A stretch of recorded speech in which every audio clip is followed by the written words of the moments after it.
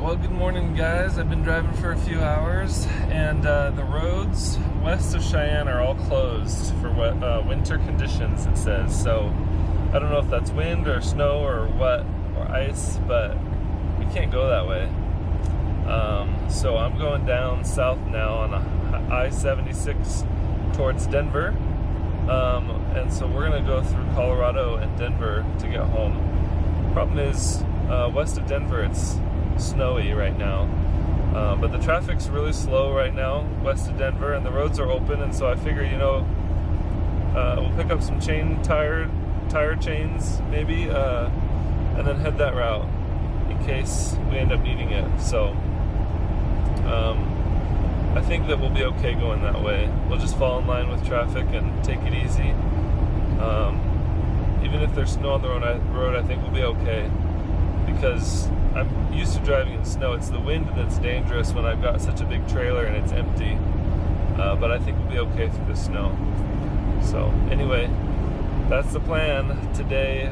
Hopefully we can make it, but we're definitely in for quite an adventure.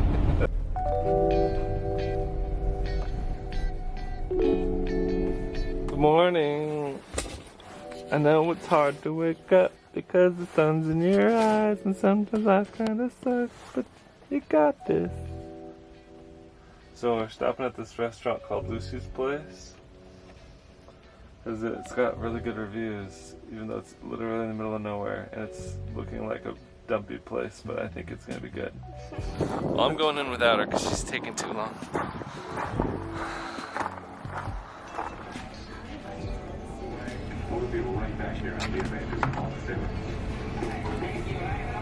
You didn't eat very much, babe. Well, no, I haven't been super hungry. I ate way too many. I mean, I was eating lots of snacks yesterday. Yeah. I feel like sleeping was the biggest gap from eating food. Yeah. It's probably good for me. Ready to go? Yeah. That breakfast was really good. Thank you. Super, super good breakfast. Alright, Michael is driving. I'm laying down in the back. We've had to go like on the way to Wyoming, and then the roads got closed in Wyoming, but they were still open in Denver, or in Colorado, so then we started to go, like, there's three main ways to get to Utah. One is through Wyoming, another is through Colorado, and another is, if we wanted to go that far south, would be Albuquerque, New Mexico.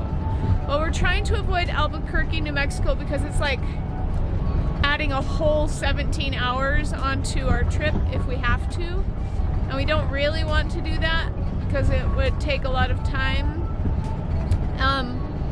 But we keep getting road closures on whatever one we're driving to. So we were driving through Wyoming, and then the roads got closed in Wyoming, so we started driving Colorado way, and then they got closed in Colorado, and I'm like, do we need to go to Albuquerque? But Michael decided, we've been looking at the weather, we decided we think that the roads will be open in Wyoming, so we're gonna drive through Wyoming.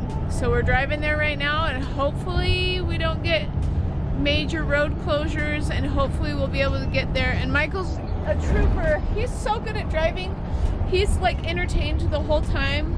He doesn't get tired, like hardly. I get tired after like 1 hour of driving. He's like, I've been driving for 4 hours. Maybe I need a snack. Maybe I need a nap.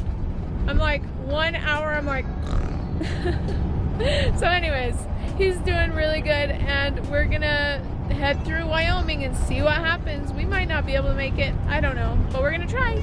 Yeah, we're back in a mountainous area. There's lots of snow, and the roads look kind of terrible. They are kind of terrible. They don't we went over a patch that was like icy, and I've lost control a couple of times. Really? Yeah, there's been a couple of really icy patches where I've actually just like started drifting randomly. So we just need to really So I'm just going really slow, trying to stay in control. Most important. If that means we're going 40 miles an hour for 400 miles, you know, then that's what we'll do. Yeah. But we'll get where we're going. Could this be the most indecisive trip of our lives? Definitely the most dangerous trip of our lives. Yeah. So, we were gonna go through Wyoming. You got to Laramie. Wait, we were gonna go through Wyoming, then we were gonna go through Colorado. Then we decided to go, because the road closed in Wyoming, so we couldn't. Then the road closed in Denver, so we couldn't. And then the road closed back in Wyoming, so we can't. So we're going south-south. But this thing, we keep coming across it, and this is not the best version of it, and I don't even know if you can see it very well. See it more up ahead. Oh yeah, I can see it up ahead. It's like a blanket of snow drifting across the road, and it's like completely. It looks like it's stationary, but it's blowing across the. Yeah, it's like all moving. It's not even sitting on the freeway. It's just blowing over it. You can see it in these little wisps of gusts of wind, and it's like you can see the wind coming across the freeway. I lost control. It's all right. Just take it slow. It's so freaky. Just take it slow.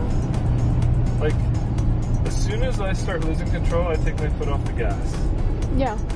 to allow Slow it the down. wheels to get traction, hopefully. Yep. And I try not to panic. I don't want to. I don't move the wheel really fast. I'm not trying to do this. Yeah. I just am like, okay, if I'm going, I'm just gonna go really slow. That's smart. That's good. Because there's no other way to correct when you have. I mean, look at this. Look at how thick that blowing is, and you can see when it ends. It's like, now it's done, But before it's like so blowy and white, and I don't know. It's scary. It's scaring him a lot. He's white knuckle driving right now. Yep. So we're changing our course, and we're still gonna try to make it to Utah, I think.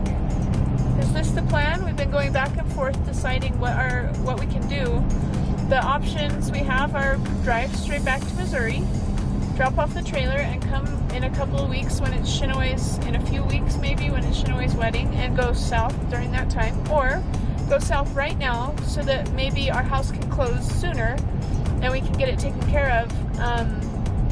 I mean, look at that. That is so crazy. And that wind is just freezing any water that had melted down from the snow that was on the road. So then there is black ice on this road right now. It doesn't seem like it looks that scary, but I mean, how many times have you lost control? Probably 4 times now. Yeah, and you can see even the darker patches on the road versus like the lighter patches. That's like the stuff that's dry, and the darker stuff is like ice. So we're literally going 40 miles an hour in probably a 70 or 80, 75 mile an hour road. Just because there's nothing else we can do, and that's okay. We're getting out of the dangerous zone, and we're gonna head into a much safer zone. And even if it takes us 2 more days than we were planning on driving, it's safer than doing what we were doing before. How are you feeling? Frustrated. Yeah. Scared. Yeah. Just not really happy about it. Kind of wishing we had to come. Michael's out of the thick of it. Okay. And he's got a pillow under his butt. His leg was hurting him because it was bothering him. The seat bothers him, so I shoved a pillow under his butt, and the road is clear. The road is getting dry. And this is good. Feeling better? I can breathe. I do think I want to trade with you for a while though. That's fine. Just because I think I want to lay down for a little bit. Yeah. But I kind of wanted to get out of the thick of it. Yeah. Before I asked you to drive, so that you weren't trying to drive through the scary spots. As long as I get to listen to Harry Potter 4, I'm okay.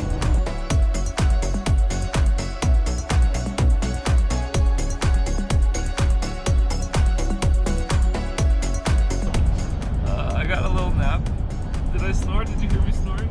I couldn't hear anything. Oh, she was listening to her book, Harry Potter. So please, she's on Harry Potter book 4. I think we're in Denver. Is that the temple? I don't know. I think I see the temple. Maybe not. Either way, we're we're in downtown, looks like, or some big city traffic anyway. Yeah. The Ritchie Center. Oh man, I'm tired. Because we should plan on like going out to eat at some place. Where do you want to go? I don't know. Good, like kind of like what you did for breakfast, where you just found a really good reviewed place. Yeah. Just try something new. I sure hope we don't get towed. I know, me too. I miss small towns. You don't have this problem in small towns. This is why I'm not a city boy. Alright, let's go get some food.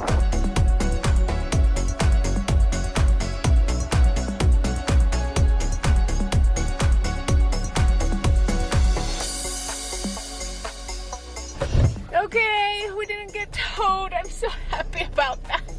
I was honestly like, It was hard for me to enjoy my meal because I was worried about it the whole time. yeah. Hurry up and eat, Scarf it down. No, just kidding, we didn't do that. But I am glad that we aren't getting towed. Alright guys, so today ends exactly how it began. Oh. With another change of plans. Oh, what a day. We are not staying in a hotel. Let's go through Wyoming. Just kidding, road closures. Let's go through Denver. Just kidding, road closures. Let's go through Wyoming. Just kidding, road closures. Are we gonna go back home? No? Okay, let's go to Mexico. So we are just south of Pueblo, Colorado tonight. We were gonna stay at a hotel and we got the last non-smoking room they had and it was smoking. It was horrible. It was I could so hardly breathe. thick with smoke, and Michael has asthma, and he's like, I can't stay here. stay here. And I was like, we were both really tired, verging on a headache, each of us, and it was like, this is going to give us a worse headache than we have right now. Now we're at a rest stop, but it's a nice rest stop, and we'll be comfortable here. And it's 10 p.m. and I'm gonna sleep great. Yeah. I'm so tired. We have tons of tired. blankets.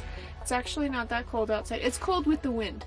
Yeah. But sitting in this van, there's no wind. It's perfectly warm. It's not a problem. Good night. Tomorrow, another driving day. I was hoping to be sleeping at home tonight at our old house, but no. Yeah, no way. We couldn't Soon. make it. Also, last night I slept like this. It was like, this is the best invention ever. It doubles as an eye mask and it covers my nose so that I can breathe, but it doesn't make it cold. And I slept like this. You sleep like that every day. Maybe All not right, with guys. that, but... Thanks so much for tuning in to the beach house. We love you and have a great day. Good night. Bye. So I'm going to be responding to comments on how Becca stays awake driving all day. I just annoyed Corbin a lot. But I'm going to read you my 2 top favorite comments on this video. One of them is from Addison Ann. She says, when you say my name in videos, I always get excited and happy because I am so lucky, especially with stuff like this. So it makes me so happy. Your family is the best. I love you all. Thank you. I think that is so awesome, and that is the point. That is why I'm reading your comments. I want you guys to feel great, and if I can give that in the littlest way by just even responding to you, and I know it's like a shout out, right? But the reality is it's just more fulfilling of a friendship because it's going more than one way. And YouTube so often just goes one way where you get to know somebody on there, but then they don't know anything about you and they don't, you know, never meet you or whatever. And so it's really difficult. I've had the same thing happen to me, and I appreciate it when somebody says my name. It gets me so excited. And then Jessie Rose 18 says, hey, you really look great, but I wanted to tell you that you are such a blessing in my life. When I look back at my life, I see how much I wanted to have more. I watched YouTube videos of families with everything. They had everything. Their life was perfect. I could see that everything was not put into the video, good, bad, etc. Oh, you're saying so you could only see part of their life, the best part that was being put in. This was 8 years ago. Now I see that stuff and remember that no one else has a perfect life. I'm telling you this because I think it's important that you know that you are a blessing to me because you take the time to talk with us viewers like we are real people, like individually. It really makes a difference in people's lives to get personal like this because this world is a network family. And just like God loves it when you get personal with Him, so do humans. Love you, Becca. So so much. Thank you for being you.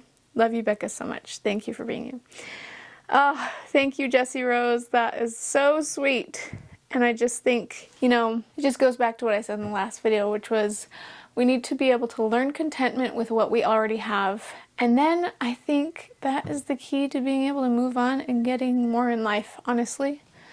Getting to that point where we can be grateful for what we already have and truly feel perfectly content. It's this weird balance, but feeling perfectly content while simultaneously striving for more. And like, I don't know, it's almost like, how can we be grateful and also be reaching for a higher life to live in? But you know, you see people, there are people in this world who have less than you do, who are happier than you. There just are. There's going to be, for every single one of the people that are listening to this video right now, every single one of you has more than somebody else. Even for the fact that you're watching this video, you have more than somebody else somewhere. And so I think it's so important that we kind of switch our mindset from that idea of we have to be perfect, we have to have everything, and we have to look a certain way, especially for other people. It's like we need to shift to, what's the opposite? It's okay to be imperfect. It's okay to not have everything. We need to learn to be okay with what we have and to be grateful for what we have, to stop living our life for other people, but to do it for ourselves and our family. And this is like I know that makes it sound selfish, but the reality is, so often we live in extremely selfish ways for other people, to please other people. And it's not really for other people, it's for ourselves. But if we can learn to be happy with what we already have and feel that contentment and gratefulness for what we already have, we do, on a certain level, start living more for ourselves instead of striving for what we believe other people would want for us, or what other people would accept us, how other people would accept us if we had other things. The reality is, if you're around people who will not accept you for not having certain things, then they're never going to accept you, because they're not accepting themselves because they don't have enough either. And they give that stuff enough power to make them actually believe that it's going to make a difference and fill a hole and a gap, and it's just not true. I've been there. I had the giant house, the giant mansion, so much amazing things, and guess what? It's still possible to get extremely sad. It's still possible to have a hole in your heart, in your spirit, and it's just not filled that way. And we believe, because society and media tells us that it's true, that if we get enough things, we will feel complete. It's not true. It's not true. Psh, smack that idea away right now, because it's just not true. If we can't learn to be happy with what we already have, then we will never be happy with more. Anyways, I'm getting off my soapbox now. Alright, thank you guys for coming to this video today, and I will see you guys next time. Bye!